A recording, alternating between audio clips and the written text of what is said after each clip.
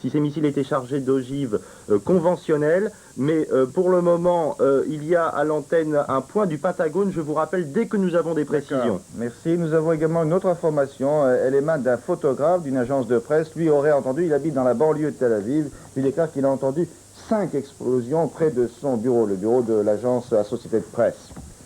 Apparemment, donc, il ne fait plus de doute maintenant qu'effectivement, il y a eu une attaque par missile contre Tel Aviv aujourd'hui, ce matin, puisque des fumées sont visibles par plusieurs correspondants de presse qui sont à Tel Aviv, au-dessus de la ville de Tel Aviv, et que de nombreux hélicoptères survolent la ville de Tel Aviv. Très bien, Gérard. Je vous propose maintenant, maintenant que nous avons eu cette dernière minute, donc avec ce nouveau tir de missile contre Israël, de voir ce qui s'est passé depuis hier soir, depuis que vous avez peut-être quitté la télévision, pour vous expliquer ce qui s'est passé donc pendant la nuit. C'était assez calme en général, mais regardez, on vous l'explique avec ces images commentées par Dorothée Odieric. CNN à Jérusalem, les journalistes mettent leur masque à gaz. Il est 19h40, heure française. L'alerte est en fait une fausse alerte. Quelques heures plus tard, à Tel Aviv, les sirènes résonnent à nouveau. Cette fois, l'alerte est due à un satellite qui a pris feu en entrant dans l'atmosphère. Il y a à peine 2 heures, une troisième alerte est donnée à Jérusalem et une explosion aurait été entendue. On ne sait pas encore ce qui a pu provoquer cette alerte. Hier soir, Ovadia Sofer, l'ambassadeur d'Israël en France, invité d'Antenne 2, a réagi sur ces alertes. Nous sommes en légitime défense et je crois que l'État d'Israël, son gouvernement, vont prendre les décisions qu'il incombe. Hier soir, George Bush a demandé aux Américains de ne pas se laisser emporter par l'euphorie des premiers succès. Lors d'un entretien téléphonique, le président américain a assuré à Isaac Shamir que la coalition multinationale faisait tout son possible pour détruire les lanceurs de missiles irakiens. Les forces alliées ont d'ailleurs effectué hier soir un nouveau raid aérien contre les lanceurs mobiles irakiens. On a également appris ce matin qu'un 4e avion américain a été abattu par la défense antiaérienne irakienne lors d'une mission vendredi matin. À l'heure où Saddam Hussein provoque Israël pour embrasser le Proche-Orient, Bagdad appelle les Saoudiens à se soulever. Réaction aussi en Jordanie, où le Parlement appelle à des attaques contre les intérêts des pays membres de la coalition anti-irakienne. Il y a quelques minutes, une nouvelle alerte a été donnée en Israël. Des missiles seraient tombés sur Tel Aviv. Oui, on confirme effectivement une série de missiles, une salve, dit le correspondant américain. Gérard. Et donc Aubry Adler, qui était à Tel Aviv en direct, nous disait tout à l'heure qu'elle a assisté à plusieurs explosions sur le centre de Tel Aviv, donc des envois de missiles irakiens ce matin contre Tel Aviv. Cela dit, William, je pense qu'on peut voir maintenant les autres nouvelles. Les autres nouvelles, effectivement, avec Jean-Claude Renaud. La compagnie américaine Eastern Airlines n'existe plus, elle a été mise en liquidation cette nuit. Tous ses vols ont été annulés à 6 heures ce matin et ses 18 000 employés priés de rester chez eux. C'est la fin d'une longue bataille pour la survie commencée il y a 2 ans après une grève du personnel. Les difficultés de l'aéronautique américaine frappent aussi les constructeurs. Le constructeur américain Boeing prévoit de supprimer 2000 emplois en 91. En Colombie, 3 ingénieurs français qui construisent un oléoduc ont été enlevés hier par des guérilleros. Ces derniers ont tué le chef de la sécurité du chantier et causé d'importants dégâts. On ne connaît pas encore l'identité des 3 Français. Avant le sport et à la limite du sport et du fait divers, la libération de l'ex-manager du Sporting Club de Toulon. Roland Courbis a quitté hier la prison de Luynes, où l'attendaient les joueurs toulonnais. Il était incarcéré depuis le 12 octobre dans le cadre de l'enquête sur les fausses factures du club de Toulon. En rugby, premier match du tournoi des 5 nations pour le 15 de France, tout à l'heure au Parc des Princes. Pour leur premier match du tournoi, les Français rencontrent l'équipe d'Écosse, championne d'Europe. On voit ici une rencontre France-Écosse de l'an dernier. En ski, la descente de Wengen en Suisse a été fatale au skieur autrichien Gernot Rheinstadler, qui est mort dans la nuit après avoir chuté hier après-midi dans les épreuves qualificatives de la Coupe du Monde de ski en 20 ans. C'est le 3e skieur qui se tue dans une compétition alpine. Ski toujours, mais aux États-Unis, c'est le Français Edgar Gros-Piron qui a remporté l'épreuve des bosses, comptant pour la Coupe du Monde de ski artistique à Breckenridge. Enfin, en tennis, à Melbourne, dans les internationaux d'Australie, la Française Catherine Tanvier s'est qualifiée pour les 8e de finale de l'Open de tennis en battant la Tchécoslovaque Elena Soukova. Le Pacifique en montgolfière, pour finir, loin de la guerre, c'est une première réalisée par le milliardaire britannique Richard Branson, parti mardi avec son coéquipier du Japon. Ils ont traversé les 10 000 km du Pacifique en 38 heures avant de se poser à court de carburant dans le Grand Nord canadien. Ils envisagent maintenant un tour du monde en ballon. Merci Jean-Claude. Cette dernière information, d'après les Verts britanniques, c'est-à-dire les écologistes, ils prétendent que les puits de pétrole koweïtiens ont été minés et qu'ils pourraient être, on pourrait les faire sauter, les Irakiens pourraient les faire sauter en dernier ressort, paraît-il. Et ça a été, cette information est relayée par les écologistes britanniques qui reviennent d'un séjour d'une mission à Bagdad. Autre chose, Alors l'information, bien sûr, de ce tout début de matinée, c'est de nouveaux tirs de missiles irakiens contre Israël. Nous avons en ligne au téléphone Olivier Lerner qui se trouve à Jérusalem. Olivier. Oui, Gérard, écoutez, aux dernières nouvelles, les avis sont de nouveau légèrement contradictoires. On nous annonce qu'il y aurait au moins 3 missiles qui auraient été lancés sur Tel Aviv, qui auraient touché le cœur de Tel Aviv. Et d'après les calculs que nous venons de passer, plusieurs témoins auraient vu tomber ces missiles sur Tel Aviv, mais la chaîne américaine CNN, qui émet en direct depuis Jérusalem, annoncerait en tout cas qu'il s'agirait d'une fausse alerte. Mais non, il y a eu effectivement des confirmations, Olivier, que c'était des missiles tirés sur Tel Aviv. Nous en avons la confirmation avec des témoignages. Je voudrais savoir où vous vous trouvez à Jérusalem exactement en ce moment et qu'est-ce qui se passe. Nous nous trouvons au Hilton de Jérusalem, à quelques minutes du centre-ville. Je dois vous dire que toute la nuit, au-dessus de nos têtes dans le ciel de Jérusalem, nous avons entendu les chasseurs israéliens tourner en rond pendant plusieurs heures. Et cette nuit, il était 5 heures ici, nous avons de nouveau été réveillés par une alerte. Il s'agissait d'une explosion quelque part au sud de la ville. Ça, l'armée israélienne est allée vérifier, mais il n'y a pas eu de suite. Bien. Merci Olivier. Olivier, merci. Là, pendant que vous parliez, nous regardions des images qui nous provenaient de Jérusalem, avec des images de CNN. Effectivement, pas d'alerte sur Jérusalem, comme vous le confirmez. Bien, ça se passe à Tel Aviv et on prend ici 5 explosions. C'est tout ce que nous avons pour l'instant. Pas d'autres précisions. Et Aubry Edler, qui était à Tel Aviv il y a un instant, si vous venez de nous rejoindre, c'est elle qui nous a alerté sur cet événement. Elle est probablement aux abris avec l'équipe d'Antenne 2. Elle nous rappellera dès qu'elle le pourra. Bien, alors, tout a évolué donc encore ce matin. Déjà, l'évolution qui s'était produite hier avec les tirs contre Israël, avec l'inquiétude que tout cela a provoqué à nouveau, cela suscite bien sûr ce matin dans la presse des gros titres qui changent sans doute des titres qu'il y avait hier matin dans les journaux. Jean-Claude Alanic, la revue de presse prend une couleur différente un peu avec la guerre du Golfe. Effectivement, les journaux ce matin prennent un peu de recul. Il faut dire qu'ils ignoraient le lancement de nouveaux missiles sur Tel Aviv. Et ils font ce premier constat, ce ne sera pas une guerre éclair comme on aurait pu le penser dès le premier jour. Plus dure sera la chute, titre par exemple Libération, qui constate que rien n'indique que Saddam Hussein n'ait perdu toute capacité de riposte. Libé publie un sondage BVA sur les réactions des Français. Chiffre essentiel de ce sondage sur l'opinion publique française, 69% des personnes interrogées approuvent une participation militaire de la France à la guerre du Golfe. Sondage également dans le Figaro, la Sofres donne pratiquement les mêmes résultats, avec 65% de personnes favorables.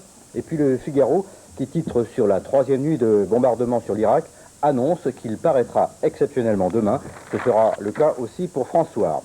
L'Humanité poursuit son offensive contre la guerre et publie une page blanche dédiée d'une part aux premières victimes de cette guerre et qui veut dénoncer d'autre part le cortège des censeurs invisibles qui occupent les ondes. Faudrait-il, pour suivre cet exemple à la télévision, faire un noir à l'antenne à chaque fois qu'un journal comme l'Humanité ou comme d'autres désinforme leurs lecteurs. Beaucoup de titres sont consacrés à l'attaque irakienne contre Israël hier. Le Parisien craint l'engrenage et estime qu'il est évident que Saddam Hussein veut pousser Israël dans la guerre. Israël provoqué, c'est la phase la plus redoutée du conflit, écrit de son côté le Télégramme.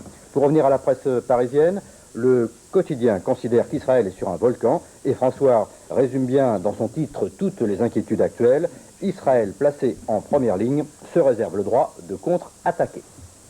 Merci Jean-Claude. Nous allons voir si nous avons la liaison avec Daran et Marcel Tria. Voilà, nous sommes en train d'essayer d'établir cette liaison. Pas pour l'instant. On vient de me dire dans une oreillette que j'ai ici, dans mon oreille droite, que ça n'est pas prêt pour l'instant. Je sais que nous suivons en permanence la télévision américaine, CNN en avec particulier, Eric Perrin, oui. avec Eric Perrin, qui est branché sur les écrans. Eric, y a-t-il des choses nouvelles? Actuellement, il n'y a pas de choses nouvelles. Le correspondant Richard Bliston, qui se situe à Tel Aviv, est dans son hôtel, il n'est pas dans son bureau, et donc CNN ne l'a qu'au téléphone, comme nous avons nos correspondants d'ailleurs sur place. Vous voyez peut-être que là, actuellement, sont diffusées des images de Jérusalem. Il y a des gens dans la rue, ce qui confirme qu'il n'y a pas actuellement d'alerte dans Jérusalem. Ces images sont filmées depuis le bureau de CNN. Le bureau d'Antenne 2 à Jérusalem se situe d'ailleurs dans le même immeuble. Les informations que nous avons de Tel Aviv, c'est que la fumée s'est quelque peu dissipée dans le centre-ville.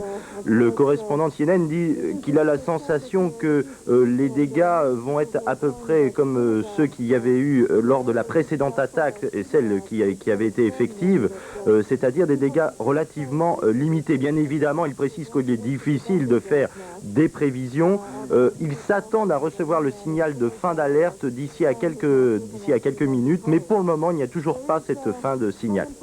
Bien, merci Eric. Nous allons joindre de nouveau Charles Anderlin à Jérusalem. Charles, vous avez des informations supplémentaires sur cette salve de missiles? L'alerte a été allégée pour le sud et le nord du pays.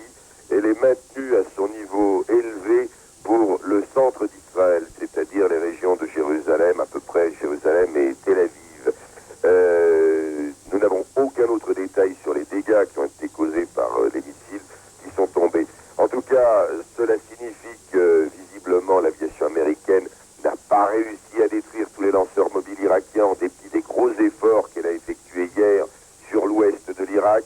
Et je vous rappelle que les dirigeants israéliens, David Levy, le ministre des Affaires étrangères, et Moshe Arendt, le ministre de la Défense, ont déclaré avec force hier qu'ils riposteraient en cas de nouvelle attaque de missiles. Oui, ça veut dire, ils se donnent combien? Ça ne veut pas dire qu'une telle riposte serait automatique. À mon avis, et c'est un avis personnel, il faudra certainement voir si les missiles ont fait des dégâts, s'il y a des victimes, si c'est encore une fois uniquement quelques dégâts matériels et qu'il n'y a pas eu d'ogive chimique.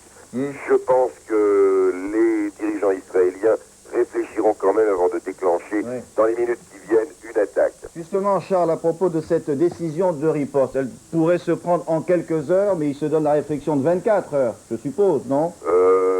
Telle que l'armée israélienne fonctionne, elle pourrait être prise en quelques minutes. En quelques minutes, oui, pour la réaction immédiate, d'accord. Vous ne vous éloignez pas, si j'ose dire, Charles, on peut vous rappeler, ou c'est vous qui nous rappelez, évidemment. William, je vous propose de rejoindre Marcel Tria, qui se trouve à Daran, en Arabie Saoudite, donc près des soldats américains. Marcel Tria, vous nous entendez? Oui, je vous entends, bonjour. Bonjour Marcel. Alors, que savez-vous, vous, de lancement de tirs de missiles irakiens sur Israël? Avez-vous des informations ou bien êtes-vous dans le brouillard le plus complet?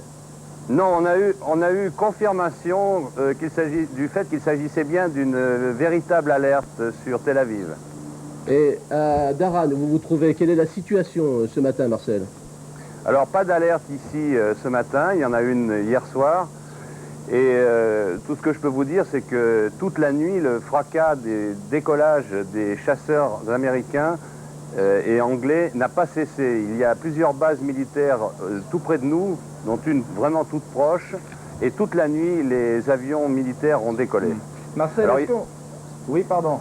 Non, simplement, il semble qu'ils aient eu des problèmes pour larguer leurs bombes sur l'Irak à cause du mauvais temps. Oui, est-ce que vous savez s'il y a un taux de réussite satisfaisant quant à la chasse des rampes mobiles des missiles irakiens? Est-ce qu'on a des informations là-dessus? Puisqu'en fait, c'est cette gigantesque partie de cache-cache qui se déroule en ce moment. On cherche les missiles, les rampes de missiles mobiles. Oui, alors, disons que le premier jour, les Américains, semble-t-il, ont fait un peu d'autosatisfaction. Ils ont laissé entendre qu'ils avaient vraiment écrasé le dispositif de défense et d'attaque irakien. Les choses sont moins sûres après quelques jours. il semble que les Irakiens aient conservé une partie de leur force de frappe et de leur défense. En ce qui concerne les lance-missiles mobiles qui sont installés sur des sortes de camions qui ne cessent de changer de place, ils en auraient atteint, je crois, 2 hier après-midi, mais je n'en sais pas plus aujourd'hui. Bien. Marcel, on nous dit que des missiles américains Tomahawk ont été lancés à partir de navires de guerre américains dans le nord du Golfe et que des chasseurs bombardiers, comme vous le disiez vous-même, donc ont décollé à partir à la fois des porte-avions et des bases. Donc c'est une offensive également américaine sur l'Irak qui était simultanée, ou plutôt qui a précédé les tirs irakiens. Oui, il semble que la marine et les forces qui sont installées sur les bateaux se soient ébranlées elles aussi, mais disons qu'on est toujours à la première phase, c'est-à-dire le pilonnage de sites stratégiques vitaux pour le dispositif militaire irakien. On n'est pas encore passé à la seconde phase, qui pourrait bien être imminent, c'est-à-dire le déclenchement des forces terrestres, des fantassins, des chars, et des avions tueurs de chars. Parfait. Merci Marcel. Merci Marcel, à plus tard. Nous allons maintenant demander à l'un de nos experts militaires, le colonel Meyer, ce qu'il pense de la situation et revenir sur cette opération, sur ces opérations américaines et cette chasse aux lanceurs mobiles. Apparemment, ils avaient donc promis aux Israéliens, nous ferons le nécessaire. Tout n'a pas pu être fait, ça ne doit pas être facile évidemment, puisque les missiles ont atteint Tel Aviv. Oui, on pense savoir que l'Irak possédait entre 30 et 40, peut-être 50 rampes de lancement de la classe Scud et en moyenne une vingtaine de missiles par an. C'est-à-dire 600, 700, 800 missiles. 800 missiles. Là, on en compte 10. C'est la capacité totale hier, plus 2 ce matin, ça fait 10. Plus tous ceux qui ont été éventuellement détruits lors de la première nuit. Mais enfin, on peut bien se rendre compte que ce type de rampe étant mobile par définition et par essence, il est extrêmement difficile de pouvoir prétendre dès la première nuit que tout avait été détruit. Et ce n'est pas vraiment surprenant de voir que certains sont encore opérationnels. Sur ces 800 missiles, combien sont équipés de têtes chimiques? C'est impossible de le savoir. Est-ce que ces têtes chimiques sont permutables? Je veux dire qu'on peut équiper un missile conventionnel avec une tête chimique, on l'enlève, on la met sur un autre, c'est pas possible? rapidement. Pas rapidement en tout cas. Bien. Donc apparemment, il y a un certain nombre de missiles qui sont des missiles avec des ogives classiques et d'autres avec des ogives chimiques. On a toujours pensé qu'il y avait des ogives chimiques. Maintenant, on peut commencer à se poser des questions, puisqu'aucune n'a été utilisée, semble-t-il, depuis 3 jours. Pour l'instant, non. Oui. Donc, y en a-t-il plus ou y en a-t-il jamais eu? À ce moment-là, les vecteurs chimiques seraient d'autres calibres et d'autres munitions pour d'autres lanceurs que l'on pourra peut-être plus tard dans la bataille terrestre. On ne peut pas se prononcer. William, Michel Fouché, autre expert, spécialiste de géopolitique, est à Lyon en direct avec nous également ce matin. Michel Fouché, quelle réaction avez-vous donc après cette évolution de la matinée, après ce qui vient d'être dit, d'une part par nos envoyés spéciaux, d'autre part par le colonel Meyer ici? Écoutez, le président Bush hier a mis en garde contre l'euphorie. On découvre ensuite qu'il y a des missiles mobiles. Je voudrais également insister sur le fait que l'aviation irakienne n'a pas été détruite. Les chiffres qui ont été annoncés dans un premier temps ne correspondent, semble-t-il, pas à la réalité. Il semble donc que cet État, qui a accumulé du matériel pendant une quinzaine d'années, garde encore des capacités de nuisance tout à fait importantes. Un seul exemple, les pilotes irakiens ont été formés par les soviétiques à décoller sur les autoroutes. Même si la centaine d'aéroports irakiens est actuellement détruite, il y a aussi cette possibilité-là. Donc il faut s'attendre de la part de l'Irak à des mesures en quelque sorte de réaction, peut-être une réaction de désespoir. J'ajoute que la phase de pilonnage indiquée par Marcel Triga ne peut que continuer. L'une des cibles de cette nuit, ce sont les hommes de la garde présidentielle de la frontière Irak-Koweït, qu'il convient évidemment de mettre à mal avant de pouvoir lancer une offensive terrestre qui est manifestement actuellement en voie de préparation. Alors effectivement, d'ailleurs, confirmant ce que vous dites, Michel Fouché, le Pentagone américain annonce que la force aérienne irakienne pourrait être intacte, mais au sol, puisqu'il n'y aurait plus de pistes, actuellement de pistes traditionnelles, pour que cette aviation puisse décoller. On peut décoller sur les autoroutes. Oui, cela dit, les bombardements continuent, je suppose qu'ils veulent atteindre tout ce qui est surface roulante, ou possible de faire rouler. Voilà. William, on peut retourner tout de suite à Jérusalem avec Charles Anderlin, donc notre correspondant qui est en direct au téléphone. Charles, y a-t-il du nouveau à Jérusalem? Oui, absolument. Le porte-parole de l'armée israélienne, le général Nachman Shal, vient d'annoncer que toute la population israélienne pouvait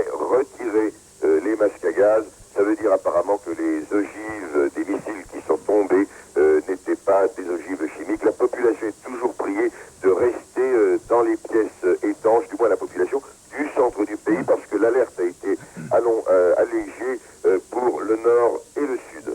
Sur la force de cette attaque, Charles, que dit-on à la radio israélienne sur le nombre de missiles, sur les dégâts éventuels? Est-ce qu'on est précis à la radio israélienne ou ils attendent encore? Non, absolument. La radio israélienne ne donne encore aucun détail sur ce qui est tombé.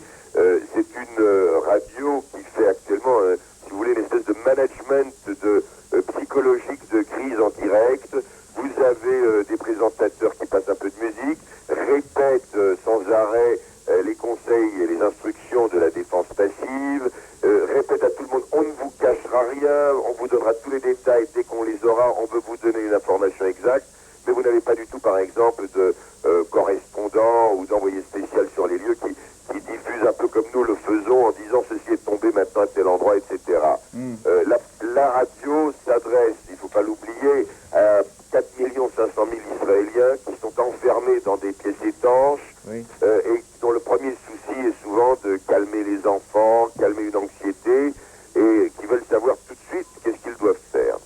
Bien, merci Charles. Bon, William, on a évidemment beaucoup d'informations qui nous arrivent depuis une demi-heure sur cette nouvelle attaque irakienne contre Israël. Il est 7 heures juste là. Ce que nous vous proposons maintenant, c'est pour faire prendre un peu de recul par rapport à tout ce qui s'est passé depuis 3 jours, c'est de faire le point, parce que la guerre a éclaté il y a pratiquement 3 jours maintenant, 2 jours un peu plus. Pascal Golomer a résumé les principaux événements, ça nous permet de voir comment tout cela a évolué depuis le déclenchement des hostilités dans le Golfe. Voici donc un rappel par Pascal Golomer. Ensuite, on va refaire le point sur la matinée. Mercredi 16, 23h30 GMT sur une base aérienne de Riyad. La première vague de chasseurs bombardiers américains et britanniques décolle, direction Bagdad. L'opération Ouragan du désert est lancée. Pendant toute la journée de jeudi, des centaines d'appareils larguent leurs bombes au-dessus des sites stratégiques irakiens. Les redoutables missiles Tomahawk sont, eux, lancés depuis les bâtiments de l'US Navy. La capitale, Bagdad, est elle aussi touchée. Les batteries de défense antiaérienne ne peuvent rien y faire. Jeudi soir, l'armée irakienne apparaît comme anéantie, incapable de réagir. Mais dans la nuit de jeudi à vendredi, stupeur. Alors que les raids aériens des Américains et de leurs alliés se poursuivent, les Irakiens parviennent à lancer 8 à 10 missiles conventionnels Scud sur Israël. 2 d'entre eux atteignent Tel Aviv, bilan une douzaine de blessés et de gros dégâts matériels. Les Israéliens menacent de riposter, Washington fait tout pour l'en empêcher, par crainte de voir la région s'embraser. Toute la journée d'hier, Jérusalem et Tel Aviv ont vécu dans la hantise d'une attaque de missiles à tête chimique. Les alertes se sont multipliées toute la nuit. L'euphorie et le triomphalisme, qui régnaient aux premières heures du combat, laissent place ce matin à l'incertitude et à l'inquiétude. Voilà Gérard, si vous venez de nous rejoindre, nous vous rappelons donc que cette fois-ci l'alerte est sérieuse. Il y en avait eu 3 fausses alertes cette nuit, mais là, effectivement, des missiles, 1, 2, 3, auraient atteint Tel Aviv. Pour l'instant, on n'en sait pas plus. On a simplement entendu dans la ville des explosions. L'alerte est terminée, en tout cas pour l'instant. Mais l'armée israélienne maintient l'état d'alerte dans le centre du pays. Voilà ce que nous avons pour l'instant sur ces dernières informations en provenance d'Israël en tout cas. Là, ce sont les dernières minutes. Ce que je vous propose maintenant, c'est de faire le point sur tout ce qui s'est passé cette nuit avec Sophie Rosenzweig. Donc, ce qui s'est passé depuis minuit, disons. Ce matin, Israël est toujours sur le qui-vive. Il y a moins d'une demi-heure, les sirènes ont à nouveau retenti à travers le pays. Il semblerait que plusieurs missiles soient tombés sur Tel Aviv. Déjà cette nuit, par 3 fois, les Israéliens ont dû se mettre à l'abri. La première alerte a eu lieu à 19h40. Les journalistes de la chaîne américaine CNN, alors en direct, mettent les masques à gaz. Ce sera une fausse alerte, tout comme la suivante, au milieu de la nuit, cette fois à Tel Aviv. Puis vers 4 heures du matin, c'est à Jérusalem où l'on aurait entendu une explosion. Face à ces menaces, le président Bush a certifié au Premier ministre israélien que la coalition multinationale anti-irakienne faisait tout son possible pour détruire les lanceurs de missiles irakiens. Et en effet, il semblerait que 39 avions américains aient décollé hier d'une base stationnée en Turquie et aient lancé une attaque contre les lanceurs mobiles irakiens. Côté irakien, Radio Bagdad lance ce matin un appel aux musulmans. Le message est clair. Le moment est venu d'écraser l'ennemi et d'effacer la honte. Un message dont on entend déjà partiellement l'écho en Jordanie et en Arabie Saoudite. Bien, on va retourner à Washington, Gérard. Alors on va aller à Washington parce qu'effectivement, George Bush, le président américain, a fait un certain nombre de déclarations nouvelles et importantes cette nuit. Des déclarations que va nous résumer maintenant Véronique Tavo. C'est important parce qu'il a fait le point sur les opérations militaires et laissé entendre un certain nombre de choses sur la politique à suivre pour les temps à venir. Véronique Tavo. 37 heures après le début de l'opération Tempête du désert, tout se passe comme prévu. Les forces militaires ont été très courageuses, très efficaces. Il est cependant important de garder deux éléments présents à l'esprit. D'abord, cette opération prendra du temps. On ne peut espérer détruire la force militaire irakienne en 48 heures, surtout si l'on veut éviter trop de pertes parmi les civils. Second point que je tiens à souligner, il faut rester réaliste, il y aura des pertes, il y aura de lourds obstacles le long de notre route. La guerre n'est pas une chose facile. George Bush, lors de sa conférence de presse hier soir, a une nouvelle fois réaffirmé la position américaine, le retrait complet et inconditionnel du Koweït, pas question de céder avant d'avoir atteint cet objectif. Pendant ce temps, en Jordanie, le Parlement lançait un appel aux États arabes et musulmans en leur demandant de s'en prendre aux intérêts des pays participant à la coalition anti-irakienne. Un vote sans véritable surprise. Les frères musulmans, parti islamiste, représentent un tiers du Parlement et une force de plus en plus importante en Jordanie. Bien, Gérard. Alors maintenant, une réaction qui est intéressante tout de suite, c'est celle des Jordaniens, du moins François Joly, pardon, qui se trouve à Amman, capitale de la Jordanie, va nous dire d'une part s'il y a là-bas des réactions à ce que vient de dire George Bush cette nuit à Washington, et puis quelle est l'ambiance aussi ce matin, Françoise. Après l'alerte à Tel Aviv, Françoise. Oui, je vous entends, Gérard. Bien, vous êtes au courant de ce tir irakien sur Tel Aviv, à Amman? Écoutez, oui, on l'a su, hein, mais pour l'instant, vous savez, aucune réaction ici à Amman. La nuit a été très calme et on a l'impression que la Jordanie a comme absorbé le choc du déclenchement de cette guerre. Après les premières 24 heures où les gens sont restés cloîtrés chez eux, eh bien la situation redevient peu à peu normale. Vous savez, bon, la principale inquiétude ici, c'est une riposte israélienne aux attaques irakiennes. Et la Jordanie, véritable état tampon entre ces deux pays, craint bien sûr d'être entraîné dans la spirale de la guerre. Alors je suppose qu'en Jordanie, le gouvernement du roi a fait un certain nombre d'hypothèses au cas où cette riposte interviendrait. Quelles sont-elles, ces hypothèses? Alors, imaginons Israël riposte, qu'est-ce qui se passe? Écoutez, pour l'instant, l'essentiel des troupes jordaniennes sont massées sur les contreforts de la vallée du Jourdain, en position défensive.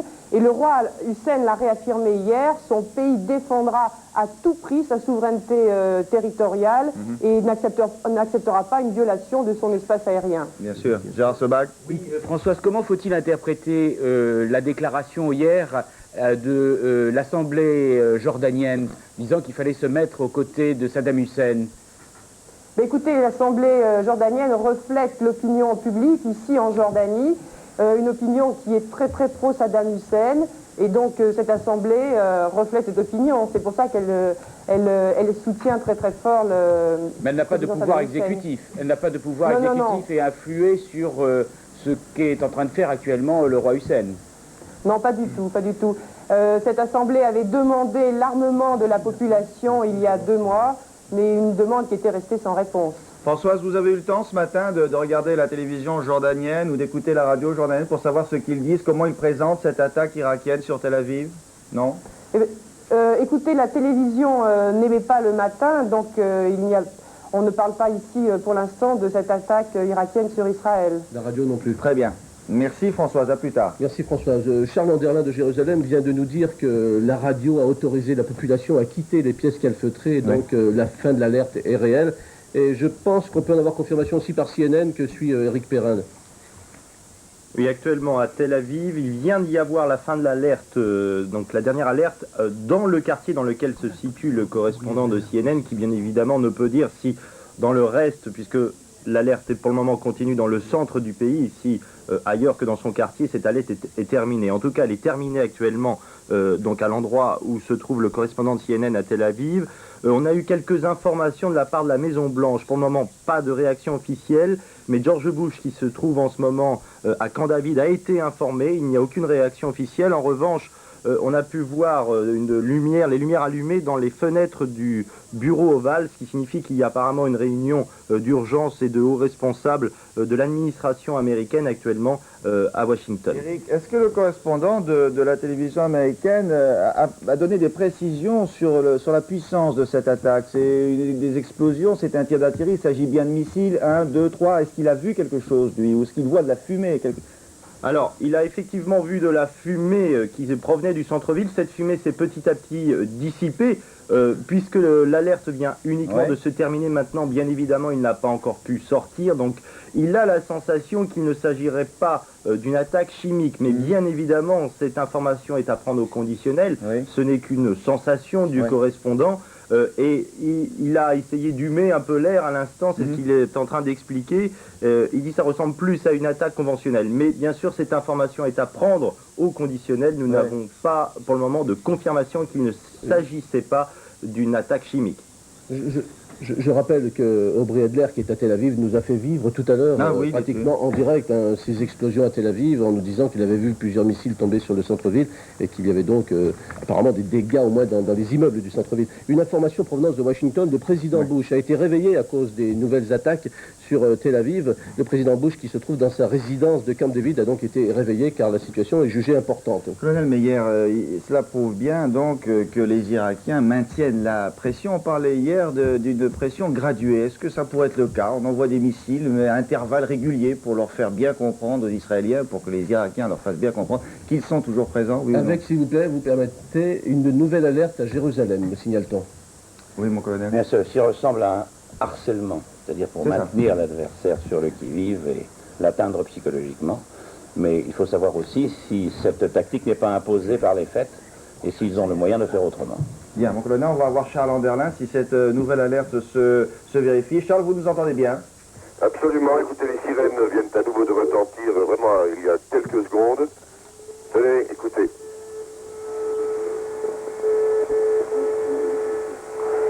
C'était d'abord un son modulé qui monte et qui descend. Ça veut dire que tout le monde doit retourner a priori dans les salles étanches. Dans les salles étanches, ce que vous allez faire, Charles? Vous nous entendez, Charles? Oui, écoutez, j'essaie en même temps de vous parler, d'écouter la radio israélienne. Oui, je vous en prie. Il s'agit bien d'une alerte, si on l'entend bien. Non, attendez, la radio israélienne, il y a des problèmes ces derniers temps pour expliquer exactement la nature de l'alerte. Explique qu'en fait, les sirènes que nous venons d'entendre étaient des sirènes d'une fin d'alerte. Ah. D'une fin d'alerte. Ce qui est intéressant, c'est qu'apparemment, dans certains endroits, les sirènes marchent très mal et nous donnent le signal de début d'alerte au lieu du signal de fin d'alerte.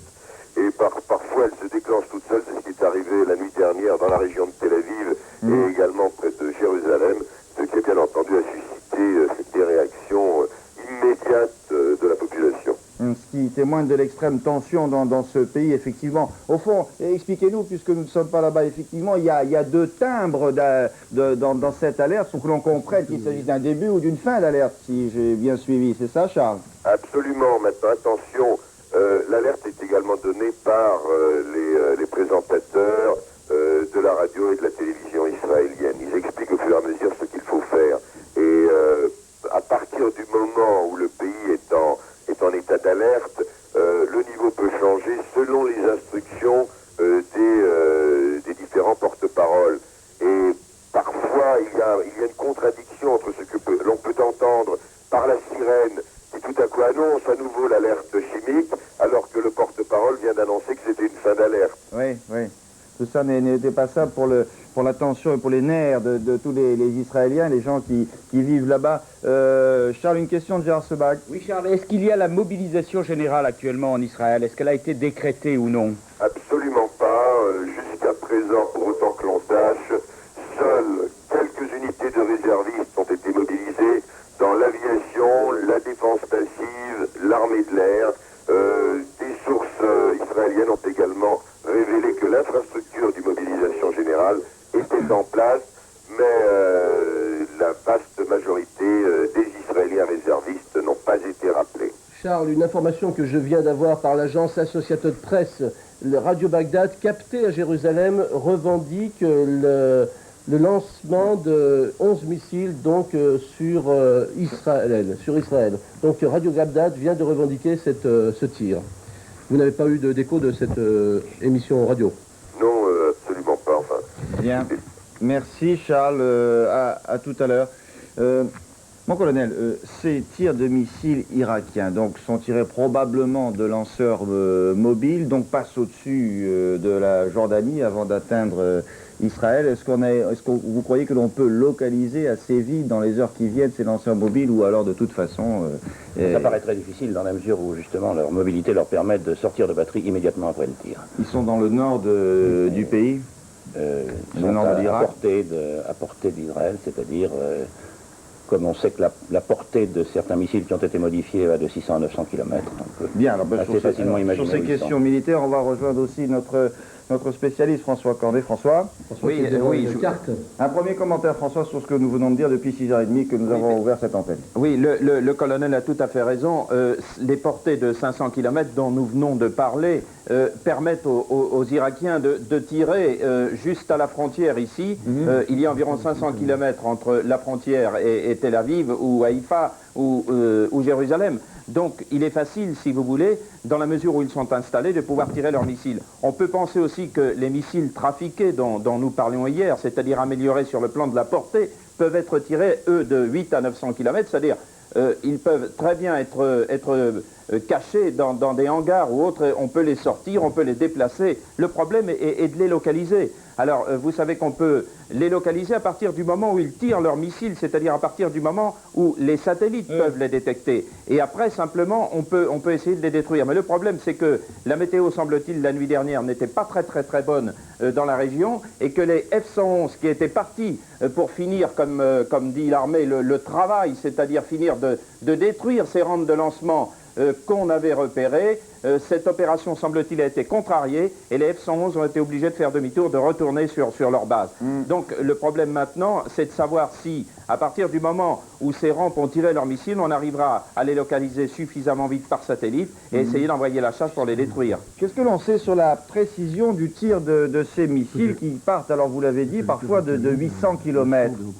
C'est très précis? La précision, plus on les fait partir de loin, moins c'est précis, semble-t-il, puisque la précision, plus la longe est longue, plus ces missiles sont moins certains, plus on est moins sûr qu'ils touchent leur cible. Et ils peuvent emmener une charge moins importante quand on les tire de très loin, parce que la charge, la force de la charge, la puissance de la charge est au détriment, si vous voulez, du carburant qu'on est obligé de mettre dans ces missiles.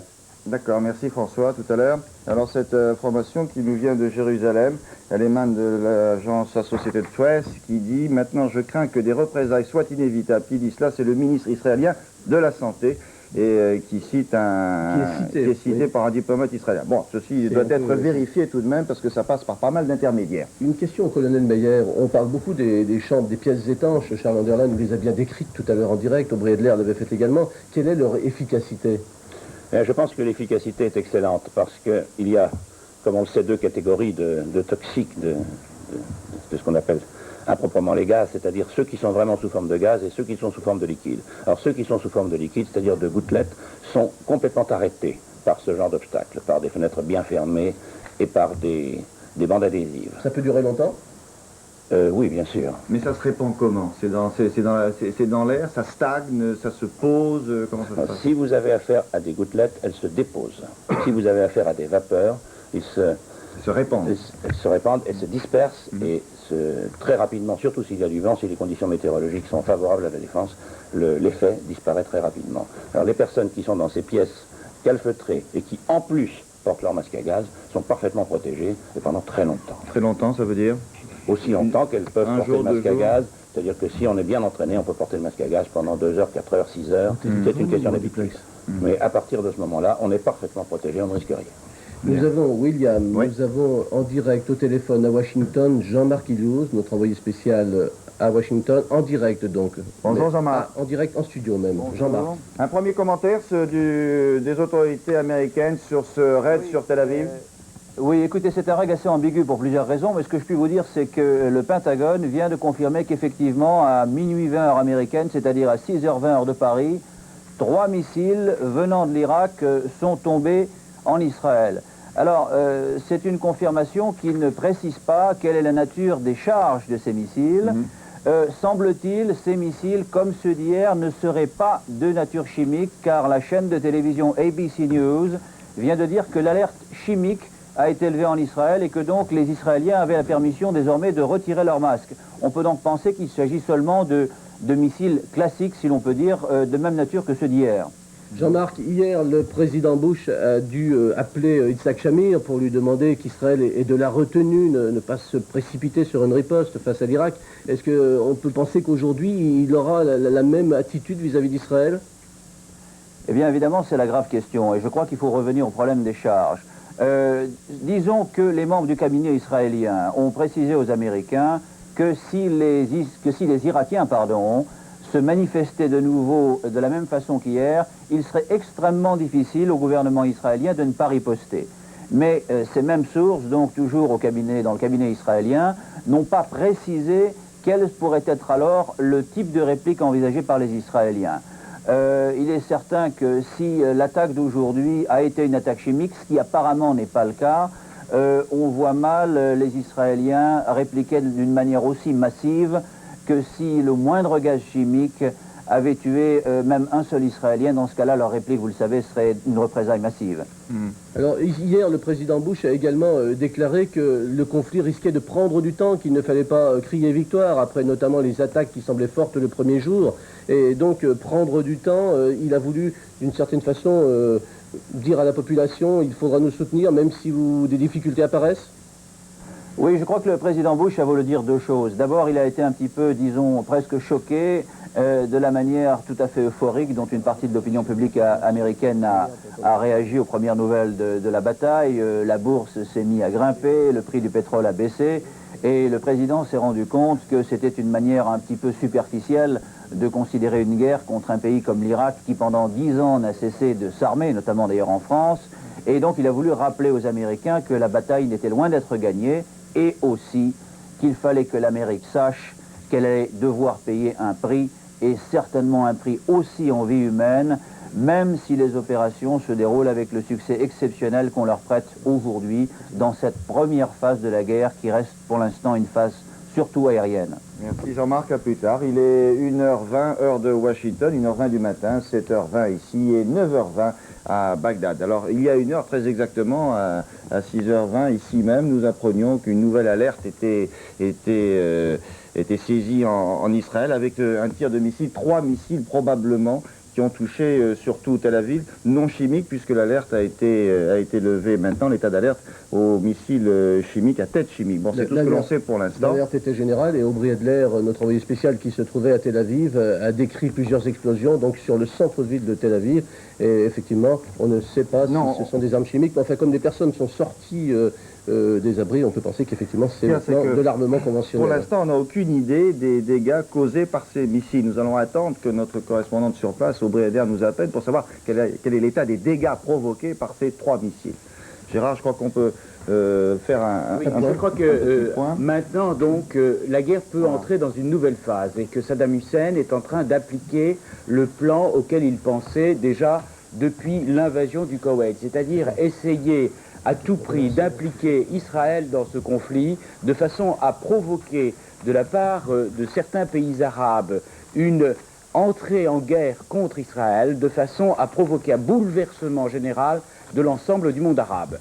Il n'a pas réussi dans les premières heures de la guerre entre l'Irak et la coalition alliée, effectivement parce que les bombardements ont été massifs et qu'il y a eu une sorte de choc dans l'ensemble des pays arabes qui auraient pu être favorables à Saddam Hussein, choqués par ce qu'ils ont ressenti comme un véritable écrasement. Or maintenant, il a donc réussi à sortir ces missiles qui étaient apparemment cachés depuis déjà plusieurs mois et même parfois plusieurs années, car il faut savoir que Saddam Hussein avait en tête un espèce de plan non seulement d'armement colossal de son armée, mais également une visée permanente sur son objectif qui était Israël. Donc après cette réussite sur ces tirs sur Israël, il est évident qu'il peut y avoir, comme on l'a vu d'ailleurs ces dernières heures, dans certains pays arabes, aussi bien en Algérie, en Jordanie et même en Tunisie et dans d'autres pays arabes, un mouvement de foule qui pousse peut-être les gouvernements arabes à avoir des positions différentes de façon à provoquer ce bouleversement qui ferait suite à une entrée en guerre d'Israël. William, à ce moment de la matinée, il est intéressant de marquer aussi un temps de réflexion sur l'information. Vous savez que depuis 3 jours, nous sommes informés de plusieurs sources, que dans certains cas, il est difficile d'avoir les informations, voire les confirmations de tout ce qui est annoncé. Nous faisons beaucoup d'émissions de télé et de radio en direct, la presse écrite est mobilisée, mais toute la manière dont vous êtes informés, par notre intermédiaire, par tous les intermédiaires qui existent, peut susciter des questions. Alors, je vous propose à ce sujet de regarder ce commentaire d'abord de Philippe Boisserie. Après, on apportera quelques explications. Hier après-midi, l'état-major américain présente à la presse les premières images filmées près de 36 heures plus tôt par les bombardiers américains en action au-dessus de l'Irak. Pourquoi une telle démonstration à ce moment précis? Il s'agit sans doute de prouver l'efficacité de l'aviation américaine. Il s'agit certainement de convaincre Israël de faire confiance à celle-ci et de ne pas entrer en guerre après le bombardement irakien sur Tel Aviv. La conférence de presse est diffusée en direct sur la plupart des chaînes de télévision. Le message de l'armée américaine est passé. Utilisée, voire manipulée par les deux camps en présence, la presse peut-elle encore être juge tout en étant partie? Pas sûr. Les sources d'information sont rares. Le Pentagone aux États-Unis ou le CIRPA en France gèrent minutieusement les informations diffusables. À Bagdad, c'est quasiment le silence des autorités, mis à part quelques images de propagande. Certes, CNN diffuse bien en direct les commentaires de ses envoyés spéciaux, informations fragmentaires et souvent censurées par l'Irak. Et si la performance de nos confrères de CNN est à saluer, on peut malgré tout légitimement se demander si la domination d'une chaîne de télé américaine est compatible avec l'idée de pluralisme. Un certain nombre de médias américains ont déjà protesté et même porté plainte contre le triage des journalistes par le Pentagone et l'obligation de signer 15 pages de restrictions et d'interdictions avant de pouvoir partir sur le terrain. Certains journaux, comme ici Libération, ont averti leurs lecteurs de leurs difficultés à les informer. Les agences de presse commencent à préciser que certaines de leurs dépêches sont soumises à l'examen des autorités militaires. 3 jours après le début des hostilités, il n'est toujours pas sûr que ce conflit hypermédiatisé et vécu en direct sera le mieux couvert. Oui, paradoxalement d'ailleurs. Beaucoup de questions, William. Des questions qu'on a envie de poser à Michel Fouché qui observe pour nous de l'extérieur, j'allais dire de l'extérieur de Paris, c'est peut-être important aussi, et puis de l'extérieur de la profession de journaliste. Michel Fouché, en tant qu'observateur de la chose politique internationale, comment vivez-vous cette information sur le conflit depuis 3 jours? Écoutez, je crois qu'il faut à la fois informer minute par minute et constamment remettre en perspective et prendre du recul. Ce qui me frappe actuellement, c'est un double décalage. C'est un décalage entre les moyens dont Saddam Hussein dispose et l'effet, si vous voulez, que ça provoque. J'ai le sentiment qu'actuellement, il pourrait, dans le cas d'Israël, utiliser beaucoup plus de missiles mobiles pour mener une vraie confrontation. Et tout se passe comme s'il essayait, si vous voulez, par ces attaques qui sont objectivement limitées, pour l'instant heureusement, d'obtenir une amplification par l'intermédiaire des médias. Je crois qu'il continue, si vous voulez, par ces opérations, à utiliser les médias, à leur donner un écho considérable. Pourquoi? Parce qu'il a absolument besoin d'effacer la première impression auprès des masses arabes, qui fut une impression complètement désastreuse. Saddam devait porter le glaive et il ne le fait pas. Ce sont les Américains qui ont la domination du ciel. Il est donc en difficulté. Il a besoin de réagir parce que sa stratégie politique, c'est une stratégie en direction des masses arabes. Et donc, ces interventions ponctuelles contre Israël lui permettent de capitaliser au plan politique, tout en évitant pour l'instant une véritable confrontation avec la redoutable armée israélienne. Vous pensez que c'est un plan concerté? Parce que hier on s'est demandé s'il ne faisait pas avec ses moyens, et ses moyens, est-ce qu'il lui restait? Là vous dites non. Non, il est possible qu'il le fasse comme ça, par étapes. Je ne dis pas, on me demande ce que j'observe, je ne dis pas que c'est un plan concerté, mais je constate, si vous voulez, le décalage entre la réalité de ces attaques, qui sont encore une fois dramatiques, mais qui ne correspondent pas à une guerre complète, pour l'instant, heureusement, et l'écho que nous sommes obligés d'en donner, ne serait-ce que parce que nous sommes mal informés.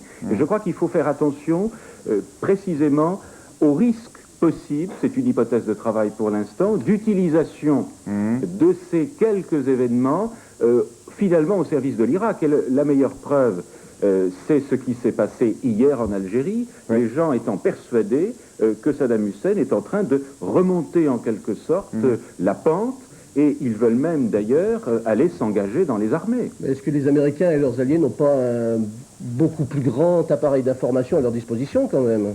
Oui, seulement il est limité pour des raisons de sécurité militaire. Je crois que ce qui est en train de se passer actuellement, c'est qu'on consacre, si vous voulez, en temps de parole, beaucoup plus de temps à la question d'Israël, ce qui est tout à fait logique, qu'à la question du Koweït. Et il est nécessaire, le président Bush en a parlé cette nuit dans sa conférence de presse, de bien recentrer le débat actuellement militaire sur le Koweït. L'enjeu, c'est bien la confrontation entre la coalition et l'Irak à propos du Koweït. Mais sur le Koweït, bien entendu, les militaires américains donnent peu d'informations parce que l'opération, encore une fois, n'en est malheureusement qu'à ses débuts. Elle va durer 3 à 4 semaines. Merci Michel Fouché, vous restez en notre compagnie en direct de Lyon. Avant d'arriver à 7h30, d'ici, bon, on y est dans 15 secondes, avec vous, Jean-Claude Renou, nous allons faire le tour de l'autre actualité. Avec tout d'abord la fin d'une compagnie aérienne, Eastern Airlines, l'une des plus anciennes compagnies aériennes américaines, est mise en liquidation après 62 ans d'existence. Tous ses vols ont été annulés ce matin à 6 heures et ses 18 000 employés priés de rester chez eux. Eastern, qui était en grande difficulté financière, était aussi en sursis depuis 2 ans. Cette fois, c'est la fin. La guérilla colombienne a enlevé hier 3 ingénieurs français qui participent à la construction d'un oléoduc au nord-est de la Colombie. Les guérilleros ont tué un responsable du chantier. On ne connaît pas l'identité des 3 ingénieurs. La mort d'un skieur, l'Autrichien Gernot Rheinstadler, n'a pas survécu à ses blessures. Il avait chuté hier dans la descente de Wengen au cours des épreuves qualificatives de la Coupe du Monde de ski. Ce matin, l'équipe d'Autriche, ici la chute de Rheinstadler, ce matin, l'équipe d'Autriche a décidé de se retirer des compétitions de Wengen. Un rappel en football, hier soir, Lyon a battu Monaco à 1-0. Une bonne nouvelle pour le tennis français. Catherine Tanvier jouera dans les 8e de finale des internationaux d'Australie contre la Yougoslave Monica Seles. Tanvier s'est qualifiée en battant la Tchécoslovaque Elena Sukova. Enfin, à 15h au Parc des Princes, France-Écosse de rugby pour le 15 de France. C'est le premier match du tournoi des 5 nations, Alban Mikosi. Match au sommet, France-Écosse sera riche en enseignements à 6 mois de la Coupe du Monde de rugby. Les joueurs français que l'on voit ici à l'entraînement hier à Clairefontaine seront attendus au tournant. L'équipe de France étrenne en effet son nouveau visage sous la conduite d'un nouvel entraîneur, Jean Triot. Désormais plus offensif, le 15 tricolore aura à cœur d'effacer en 80 minutes 2 dernières saisons particulièrement moroses. France-Écosse sera donc un match test, d'autant plus difficile que l'équipe d'Écosse apparaît sûre d'elle et conquérante. Les Britanniques viennent de remporter les 2 dernières éditions du tournoi des 5 nations. La mission de l'équipe de France est donc double. Gagner pour effacer la déroute de l'année dernière à Murrayfield. Les tricolores avaient été surclassés 21-0. Deuxième obligation, plaire. Le Parc des Princes sera plein cet après-midi et les spectateurs attendent d'oublier ne serait-ce qu'un temps la guerre du Golfe. Bien, voilà, il est un petit peu plus de 7h30, 7h32 pour ceux qui viennent de nous rejoindre. Gérard, il serait peut-être bon de résumer les événements de la nuit, événements effectivement graves puisqu'ils se sont précipités notamment sur Tel Aviv. La nuit avait été calme, il y a eu ce matin des tirs de missiles irakiens contre Tel Aviv. Le résumé de la nuit donc avec cette dernière minute que nous commentait Aubry Adler tout à l'heure en direct de Tel Aviv. Résumé de la nuit avec Dorothée Oliéric. Dorothée. Et des images donc qui vont nous rappeler tout ce qui a pu se passer. Il était 6h20 heure française ce matin quand les sirènes se sont à nouveau mises à hurler en Israël. On ne sait pas encore si des missiles ont touché Jérusalem. En revanche, à Tel Aviv, plusieurs explosions ont été entendues et selon nos correspondants, 3 missiles auraient touché la ville. Information qui vient d'être confirmée par le Pentagone. Cette alerte fait suite à plusieurs fausses alertes qui ont jalonné la nuit la plus longue pour les Israéliens. Hier soir, 19h40 heure française, les journalistes de CNN à Jérusalem mettent les masques à gaz. Quelques heures plus tard, à Tel Aviv, les sirènes retentissent également. Vers 5 heures du matin, nouvelle alarme à Jérusalem. En fait, ce sont là de fausses alertes, mais la tension monte. Le président George Bush, qu'on voit ici lors de sa conférence de presse, a été réveillé ce matin et informé de la nouvelle attaque de missiles sur Tel Aviv. Après l'attaque de la nuit de jeudi à vendredi, George Bush avait lancé des appels pressants à Jérusalem pour lui demander de ne pas riposter. Pourtant, hier, le ministre de la Défense israélien a affirmé que l'État hébreu riposterait au moment opportun. Actuellement, on ne sait pas encore si Israël a pris une décision après cette nouvelle attaque aérienne. À l'heure où Saddam Hussein provoque Israël pour embraser le Proche-Orient, Bagdad appelle les Saoudiens à se soulever. Réaction aussi en Jordanie, où le Parlement appelle à des attaques contre les intérêts des pays membres de la coalition anti-irakienne. Bien, nous allons rejoindre notre spécialiste militaire François Cornet. François, le ministre de la Défense, Jean-Pierre Chevènement, est arrivé ce matin. Il était très tôt, 6h moins 10 heure de Paris, en Arabie Saoudite. Il est arrivé en pleine alerte.